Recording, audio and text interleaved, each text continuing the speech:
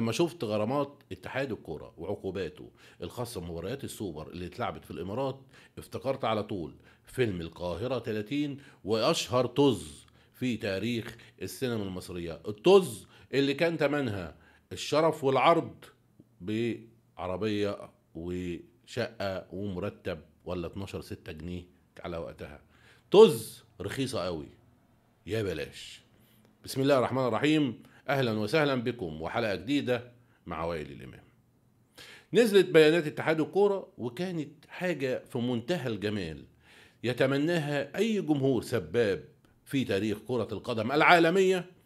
ب100,000 جنيه غرامه على مين؟ على السبابين واللعانين. ومش كده وبس، وساووا العرض والشرف، سووه بالحاجات العاديه اللي بتحصل في كره القدم.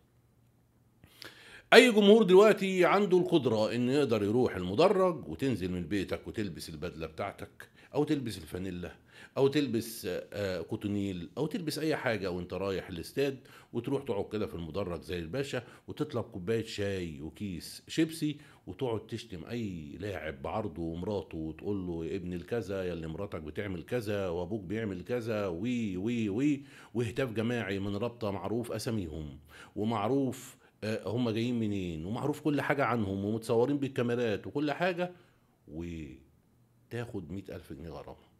ايه الجمال ده؟ ده ايه الحلاوة دي؟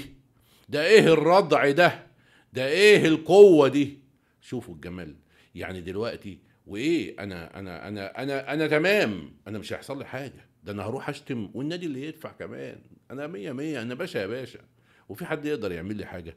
تخيلوا زيزو اتلعن سلسفيله لمدة 90 دقيقة في مباراة بيراميدز في قبل النهائي، وفي مباراة الأهلي 90 دقيقة أخرى، وقبل الماتش وبعد الماتش وأثناء الماتش وفي كل مكان وفي كل حتة وفي بلد تانية وحتى عندنا هنا، وبياخدوا 100,000 جنيه غرامة. إيه الحلاوة دي؟ إيه الحلاوة دي يا ولا؟ التعريض في الحياة العالمية كان ليه مواصفات كتيرة جدا، بس ده أرخص تعريض شفته في حياتي في التاريخ حرفيا. حاجة كده ببلاش، حاجة كده ملهاش تمن، حاجة كده توضح مدى الانحطاط اللي وصلنا فيه ومدى التفكير المحدود للناس اللي بتعاقب. النهارده الاهلي نزل بيان مهم جدا، ونزل البيان قبل بيانات اتحاد الكره، وده يفهمك ان الاهلي جاله معلومه ان في عقوبات نازله على طول كده من غير ما تفكر ومن غير ما توجع دماغك. الاهلي جاله معلومه ان في عقوبات نازله النهارده، واقرا لكم بيان النادي الاهلي كان عامل ازاي بالظبط عشان برضو تبقوا معانا في الصوره.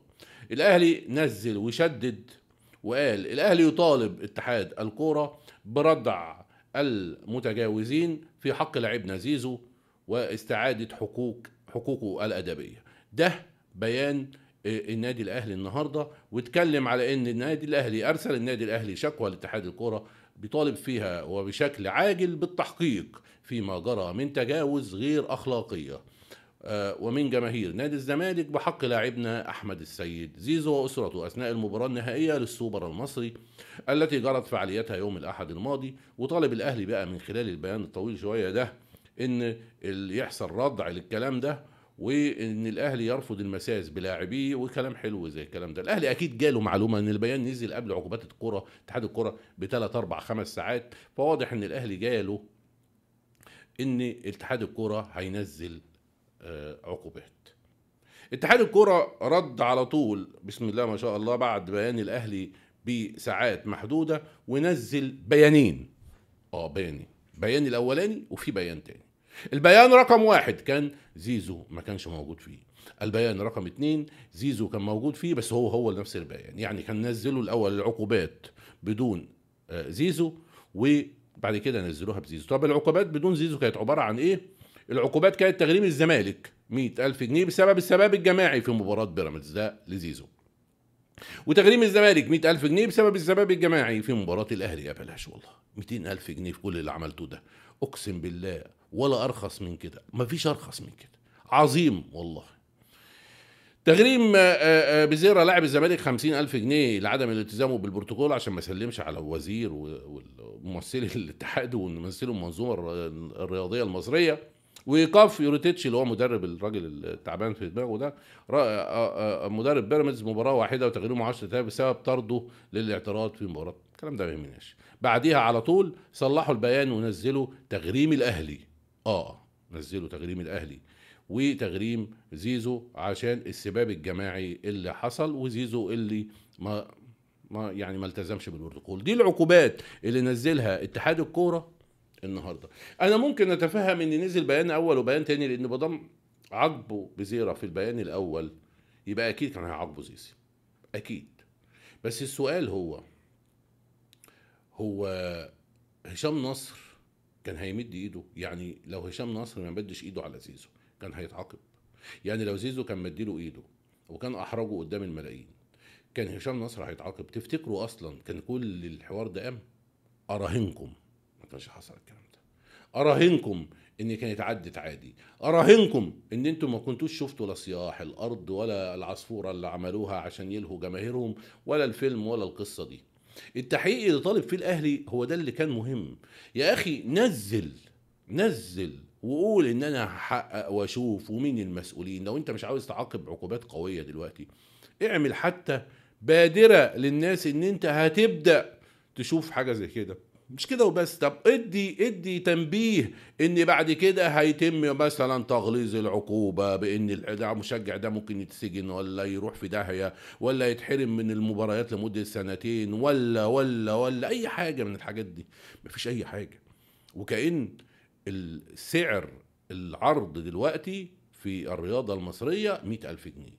تروح أي ماتش وتسيب أي حد وتاخد 100,000 جنيه. حاجة بسيطة جدا. ده زي ده شتيمة مثلا نادي أو شتيمة حكم أو زي ما يجيب لي سيرة مرات واحد في بيته قاعدة ست محترمة ولا معرفش إيه حاجة كده.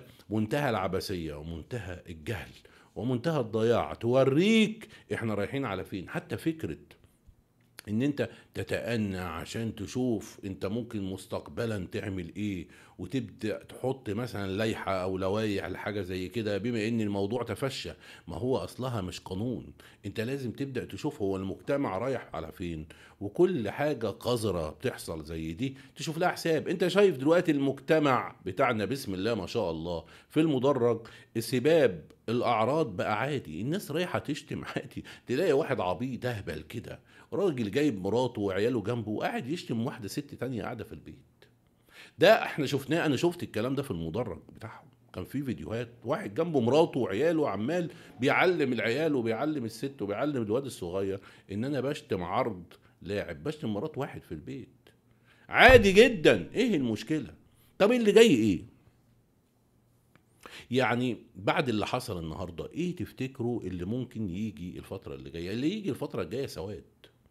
اللي متوقع ان كلام زي ده مش هيكون مؤثر من غير ما تدي ردع تبقى سواد. انت ازاي مش قادر تحدد وتتخيل في دماغك ان ممكن القرارات دي تكون سلبية جدا بعد كده؟ ايه اللي يخليك متأكد ان الفترة اللي جاية ما تشوفش سباب اكتر واكتر واكتر؟ ما انا جربتك خلاص يا عم، جربتك. ايه المشكلة؟ هل هتسيبوها وترموها على الامن لوحده اللي هو هيمسك العيال دي يقول لهم كذا وكذا وياك تشتم وياك تعمل وياك تسوي؟ يا ابني لازم يكون ليك دور. متهيألي النادي الأهلي هيرتضي بالعقوبات عادي وهيمشيها. النادي الأهلي لن يعترض على هذه العقوبات. البيان بتاع النادي الأهلي النهاردة اللي قبل ساعات محدودة من بيان اتحاد الكرة يؤكد ان النادي الأهلي كان عارف الدنيا رايحة على فين والسكة رايحة على فين. لا مش هتشوف جديد خالص في كرة القدم المصرية الفترة اللي جاية غير الأسوأ. ده احنا اللي رايحين فين. الناس المسؤولة اصلا واللي قاعدة عليها كلام كتير وحوارات كتير، ودايما اللي عليه حوارات كتير لا تنتظر منه الخير، لا تنتظر منه التطوير، لا تنتظر منه التحسن، لانه دايما هو حاسس انه عنده بطحة.